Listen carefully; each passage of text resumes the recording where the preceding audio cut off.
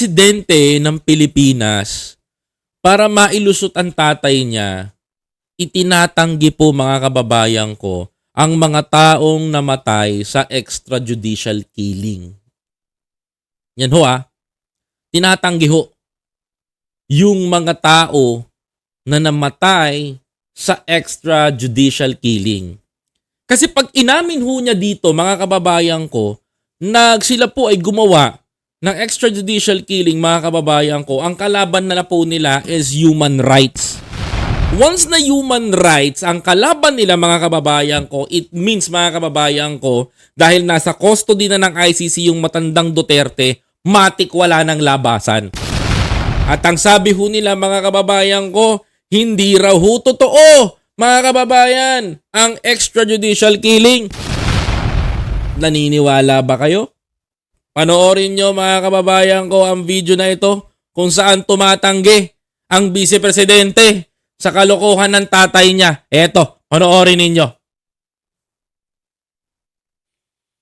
Ano sabi nila? 30,000 dead. Nagsimula sila sa 12. Umakyat sila sa 15,000. Ayan. Umakyat sila sa 30,000.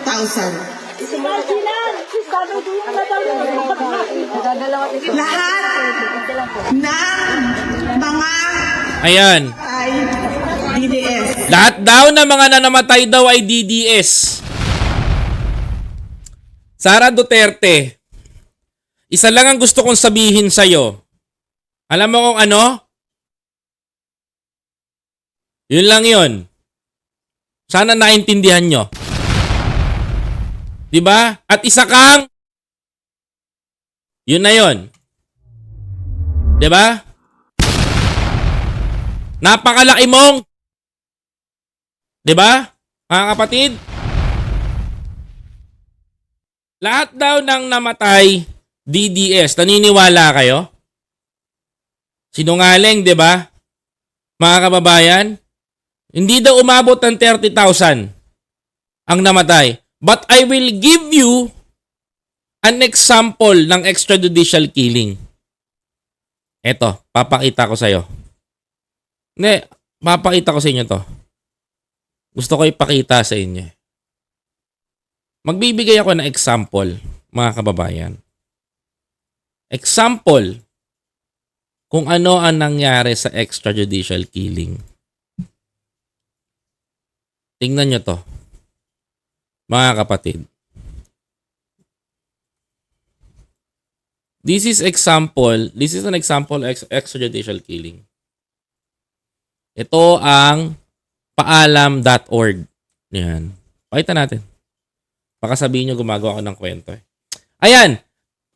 Sara Duterte, ayan yung mga tao na namatay nang dahil sa pakikipaglaban ng tatay mo kuno sa war on drugs. Imagine, mga kababayan ko, na may munting bata na nadadamay at ang sagot nyo, casualties. Damn. Casualties? Walang patawad ang pagkitil ng buhay.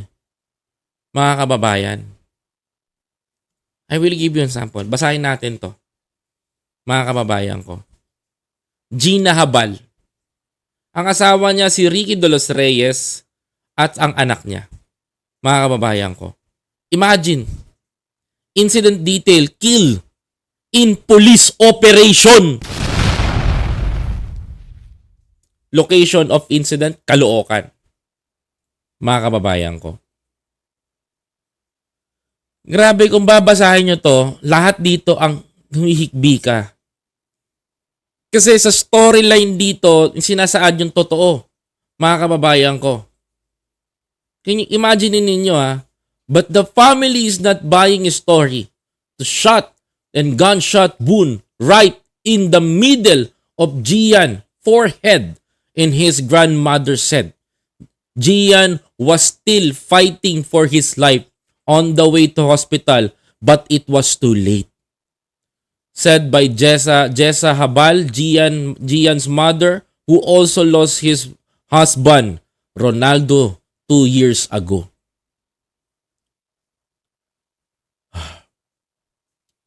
Kada magbabasa ako dito, tinitignan ko, mga kababayan ko, yung nangyayari. Tinitignan ko yung mga tao na to, mga kababayan. Because this is the true story, mga kababayan ko. Kahit yung mga inosenteng tao, mga kababayan, walang laban. Mga kababayan ko, nadadamay, mga kababayan ko, sa extrajudicial killing ni Duterte. Hindi ba umabot ng 30,000, mga kababayan ko?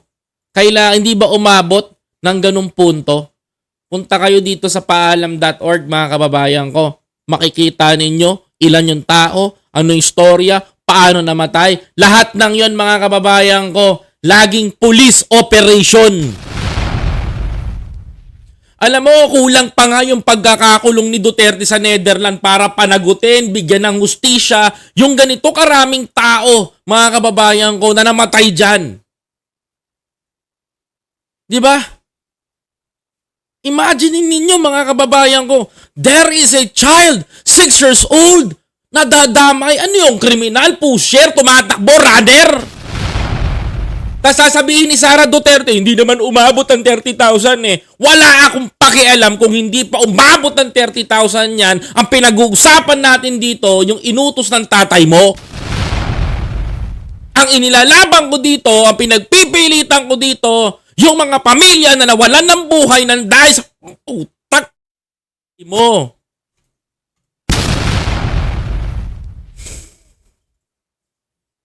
Alam mo, sa totoo lang, Sara Duterte, hindi ko na alam ano sasabihin ko sa iyo pag nakita kita. Hindi ko na alam.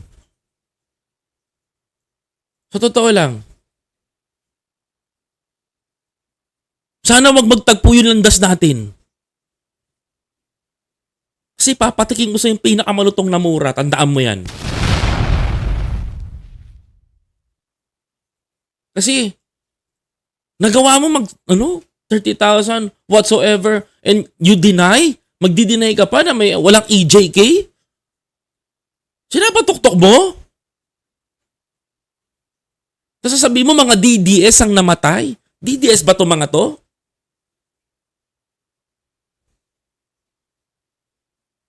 Diba? Walang kalaban-laban. Pinangkota. Tapos sasabihin mo, parte ng demokrasya.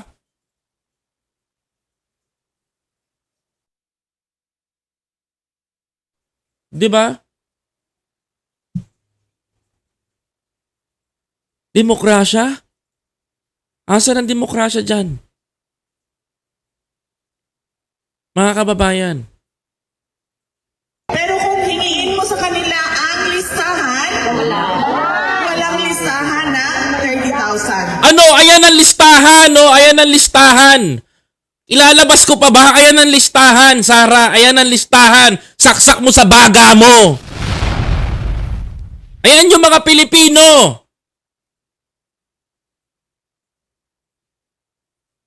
Dinidinay mo na walang listahan. Ayan, pumunta kayo sa paalam.org. Andyan yung mga Pilipino. Nakaka-high blood ka. Sinungaling ka. Ako na high blood dito eh. Alam mo, pinililinis mo yung pangalan mo sa harapan ng mga OFW, pero hindi mo alam yung damdamin ng mga pamilyang namatayan dito, Sara. Ay ano? Humihingi sila ng hustisya. At yung hustisya na hinihingi nila, makakamtan nila pag nakatulan na yung tatay mo. Huwag tayo magtanga-tangahan sa harapan ng publiko dyan sa mga kababayan natin. Nanghihingi ka ng listahan, ba't hindi mo ilabas ang totoo?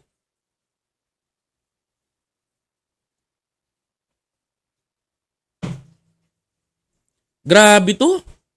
At anong lumabas sa charges nila. 43 counts of murder. 43,000 of murder in o police operation. Hindi niya babanggitin yan. Tingnan nyo. Kaduda-duda pa yung ibang sinasabing biktima. Oh, kita mo? Hindi mo malaman mabanggit-banggit murder in police operation. Dahil hindi masabi kung totoo nga na sila ay biktima ng EJK. Grabe, oh.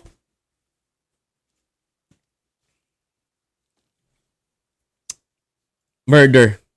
Police operation. Tingnan nyo to. Some of this is very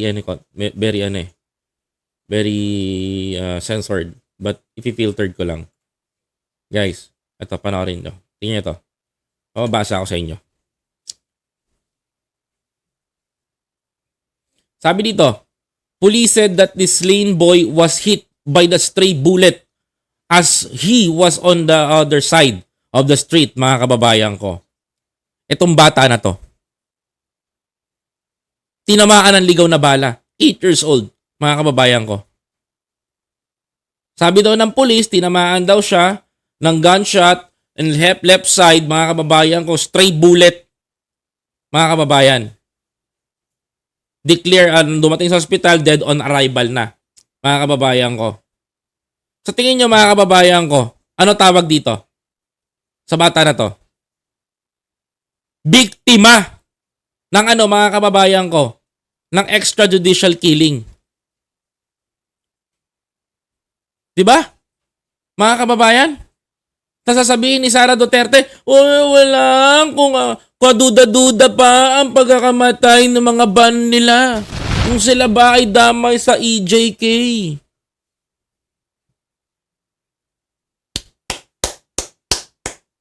Tama na palabas, Sara. Hindi mo na malilinis ang pangalan ng tatay mo. Giit ng bise, alam daw ng ICC na ganyan ang estado ng kaso, pero pinilit pa rin daw nilang hulihin ang dating Pangulo. Imagine that, yung mga palusot na yan. Binigay siya ng administrasyon Tapos sisisi mo kay Bongbong ngayon. ni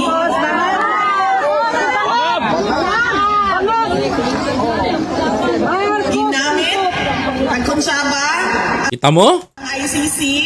Ngayon naman, nagkuntsaba ang ICC si Bongbong Marcos. Mga kababayan ko, kasi ginamit daw niya ganito, ganyan. Tapos ililinisin mo pangalan ng tatay mo. At ang administrasyon ni BBM.